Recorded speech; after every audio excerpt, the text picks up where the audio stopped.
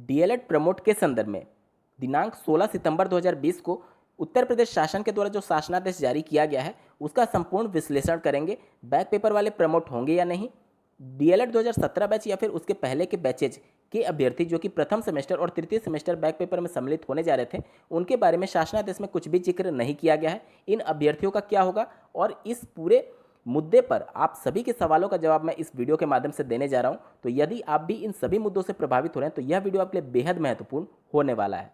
नमस्कार दोस्तों, मेरा नाम है नीरज और आप देख रहे हैं करियर बिट यूट्यूब चैनल। अगर आप इस चैनल पर पहली बार विजिट कर रहे हैं तो इसको सब्सक्राइब करते हुए बेल आइकन को प्रेस करना ना भूलें। प्रमोट के संदर्भ में जो उत्तर प्रदेश शासन के द्वारा शासनादेश जारी किया गया है उस पर एक जल्दी से नज़र डाल लेते हैं ताकि चीज़ें आपको ज़्यादा क्लियर हो सकें। इस शासनादेश में डीएलएड 2017 बैच या फिर उसके पहले के बैचेज के ऐसे अभ्यर्थी जो कि बैक पेपर क्रमशः प्रथम सेमेस्टर या फिर तृतीय सेमेस्टर में सम्मिलित होने जा रहे थे उनके बारे में कुछ भी जानकारी नहीं दी गई है। लेकिन डीएलएड 2018 बैच के ऐसे अभ्यर्थी जिनके प्रथम सेमेस्टर या फिर द्वितीय सेमेस्टर में बैक लगा होगा उनके बारे में स्पष्ट लिखा गया है कि केवल वही अभ्यर्थी प्रमोट किए जाएंगे तृतीय सेमेस्टर में जिनका प्रथम और द्वितीय सेमेस्टर में कोई भी बैक नहीं होगा, यानी वह पूरी प्रत्येक सब्जेक्ट में उत्तीर्ण होंगे। इसका सीधा सा मतलब ये हुआ कि सरकार और पीएनपी बैक पेपर वाले अभ्यर्थियों को प्रमोट नहीं कर रही है तृतीय सेमेस्टर की परीक्षा में, यानी कि डीएलएड 2017 बैच या फिर उसके पहले के बैचेज के जो भी अभ्यर्थी होंगे उनको भी प्रमोट नहीं किया जा रहा है। यहाँ पर इस शासनादेश के आने के बाद से डीएलएड के रिप्रेजेंटेटिव्स ने पीएनपी के सचिव से वार्ता की है। उनका स्पष्ट कहना है कि हम बैक पेपर वाले अभ्यर्थी और फ्रेश पास कैंडिडेट्स को एक पैमाने पर नहीं तौल सकते। उनके कहने का भी सीधा सीधा मतलब ये था कि बैक पेपर वाले अभ्यर्थी प्रमोट नहीं किए जाएंगे। जब भी कोई बड़े स्केल पर कोई शासनादेश जारी किया जाता है तो उसके आगे पीछे का पूरा विचार किया जाना चाहिए होता है कि इसका क्या प्रभाव पड़ेगा, इससे कितने अभ्यर्थी प्रभावित होंगे, जो हम कदम उठा रहे हैं क्या वह सही दिशा में है या फिर गलत दिशा में है। क्योंकि जो शासनादेश जारी किया गया है उसमें कई ऐसे लूप होल्स हैं जो कि बहुत आगे जाकर के आपको समस्या खड़ी हो सकती है, ना सिर्फ उन अभ्यर्थियों के लिए जो कि बैक पेपर से संबंधित हैं बल्कि उन अभ्यर्थियों के लिए भी जो फ्रेश पास हैं। चलिए एक एक करके पॉइंट को समझते हैं। अब चलिए कुछ डेटा की मदद से हम लोग समझने की कोशिश करते हैं कि क्या कुछ समस्याएं सामने आ सकती हैं। स्क्रीन पर आप पीएनपी के द्वारा जब डीएलएड 2018 बैच के प्रथम सेमेस्टर के रिजल्ट की घोषणा की गई थी तो कितने अभ्यर्थी सफल हुए थे उन सबका डेटा स्क्रीन पर देख पा रहे हैं। यहाँ पर आप देख सकते हैं डीएलएड प्रथम सेमेस्टर में कुल 45,255 अभ्यर्थियों की बैक लगी हुई है। मैं एक बार फिर से रिपीट कर रहा हूँ, आप डेटा नोट कर लें। 45,255 प्रथम सेमेस्टर में बैक लगी थी। वहीं बात करें द्वितीय सेमेस्टर डीएलएड 2018 बैच की तो इनके रिजल्ट की घोषणा जब हुई थी तो पीएनपी के द्वारा ऑफिशियल डेटा जारी करते हुए यह सूचना दिया गया था कि 54,744 अभ्यर्थी सेकेंड सेमेस्टर में फेल घोषित किए गए थे डीएलएड 2018 बैच में। अब अगर प्रथम सेमेस्टर और द्वितीय सेमेस्टर के बैक पेपर को जोड़ दिया जाए तो कुल 99,999 यानी कि 1 लाख में मात्र एक संख्या कम है जो कि प्रथम सेमेस्टर या फिर द्वितीय सेमेस्टर में किसी भी एक सब्जेक्ट में बैक लगी होगी डीएलएड 2018 बैच में। यानी कि ये वो आंकड़ा है जो कि थर्ड सेमेस्टर में प्रमोट नहीं होंगे। और डीएलएड 2018 बैच में जब एडमिशन कंप्लीट हुआ था तो उन समय बच्चों की संख्या लगभग 1,65,000 थी। अब इससे समझ लीजिए कि जितनी संख्या है उससे आधे से ज़्यादा तो बैक पेपर होने की वजह से वो प्रमोट ही नहीं हो पा रहे हैं। तो फिर ये प्रमोट का रूल क्यों लाया गया जिससे आधे से ज़्यादा बच्चे तो ऐसे ही छट जा रहे हैं, वो प्रमोट ही नहीं हो पा रहे हैं। अब अगला पॉइंट समझिए, अगर आप जिनका बैक लगा होगा जिनकी संख्या लगभग 1 लाख के आसपास है, अगर वह प्रमोट नहीं होते हैं तो निश्चित तौर पर उनको चतुर्थ सेमेस्टर की परीक्षा जो कि अगले माह होना प्रस्तावित है पीएनपी के द्वारा उसमें भी सम्मिलित नहीं होने दिया जाएगा। क्यों? क्योंकि आपका थर्ड सेमेस्टर क्लियर ही नहीं है। यानी कि पीएनपी अभी असमंजस में है कि आप फेल होंगे या फिर पास होंगे भविष्य में जाकर के। तो अभी आपका पिछला सेमेस्टर क्लियर नहीं है तो निश्चित तौर पर वह आपको चतुर्थ सेमेस्टर की परीक्षा में भी सम्मिलित नहीं होने देगी। तो इस कंडीशन में ऐसे अभ्यर्थी जिनका प्रथम सेमेस्टर या फिर द्वितीय सेमेस्टर में बैक लगा था उनकी क्या गलती है कि आप फोर्थ सेमेस्टर की परीक्षा में उनको सम्मिलित होने से रोक रहे हैं। और इसका खामियाजा उनको बहुत ज़्यादा भुगतना ये पड़ सकता है कि अगर मान लीजिए पीएनपी के द्वारा डीएलएड 18 बैच के प्रथम सेमेस्टर या फिर द्वितीय सेमेस्टर की परीक्षा जो कि बैक पेपर होना था वह अगर फोर्थ सेमेस्टर के साथ कंडक्ट भी करा लेती है तो निश्चित तौर पर ये सभी बैक वाले अभ्यर्थी फोर्थ सेमेस्टर की परीक्षा में उस समय शामिल नहीं हो पाएंगे। उसके बाद से फोर्थ सेमेस्टर की परीक्षा जब डीएलएड 2019 बैच का कंडक्ट कराया जाएगा उसके साथ इन अभ्यर्थियों को मौका मिल सकता है जो कि अभी से लेकर के साल भर के आगे का समय है। यानी कि ऐसे अभ्यर्थी जिनका एक सब्जेक्ट में बैक लगा होगा वह साल 1.5 साल और पीछे चले जाएंगे। अब तीसरी प्रॉब्लम को समझिए।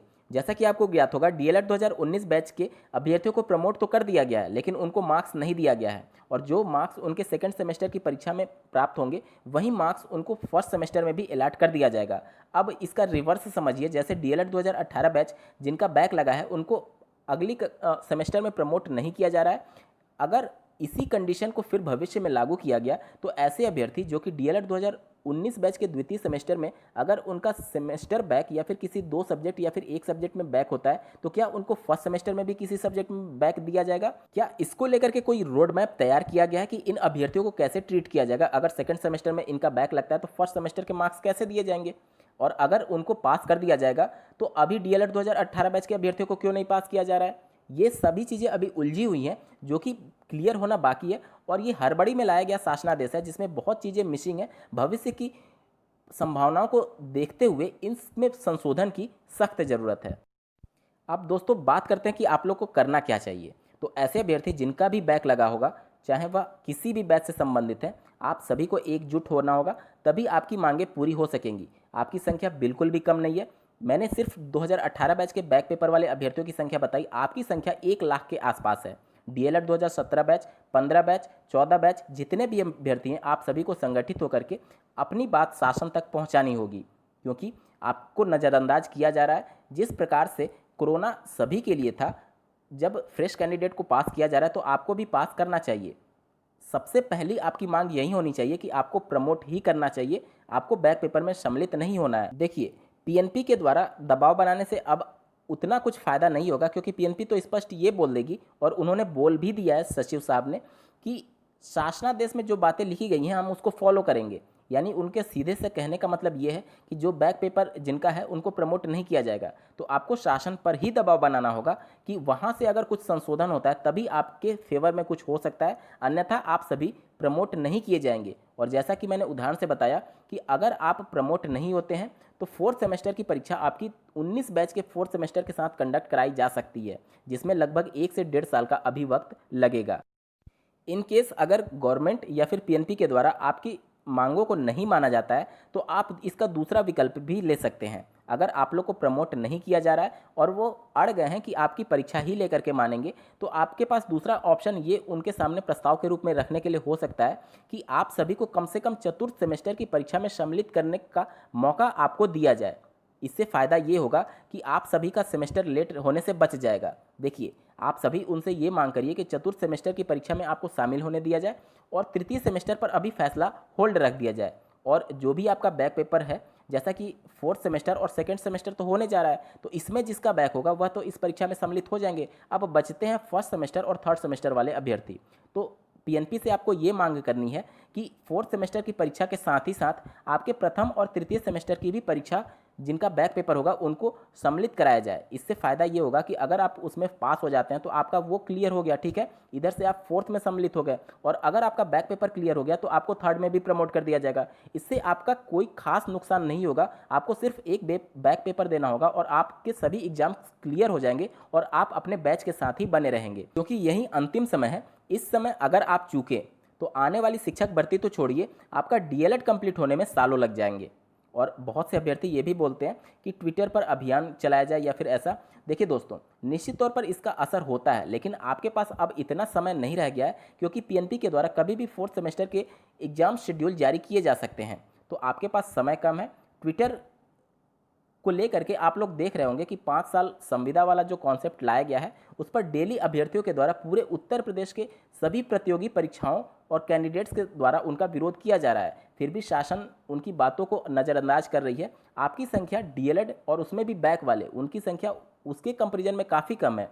तो यहाँ पर आपकी संख्या कम होने की वजह से सरकार तक आपकी बात ट्विटर के माध्यम से शायद ना पहुँचे, या फिर पहुँच भी जाए तो इग्नोर किया जा सकता है। इस वजह से आप सभी को ज़मीनी स्तर पर संघर्ष करना होगा, अपनी मांगों को रखना होगा और प्रमोट करने के लिए दबाव बनाना होगा, तभी आपका कुछ हो सकता है। अन्यथा की कंडीशन में पीएनपी या फिर शासन के द्वारा आप सभी पर फैसला ले लिया गया है कि आप सभी को प्रमोट नहीं किया जाएगा।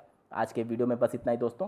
उम्मीद करता हूँ आप लोग को यह अपडेट पसंद आई होगी। ऐसे ही महत्वपूर्ण अपडेट्स के लिए बने रहें करियर बिट के इस चैनल के साथ। इस वीडियो को देखने के लिए आपका बहुत बहुत धन्यवाद। भगवान करे आपका दिन शुभ हो।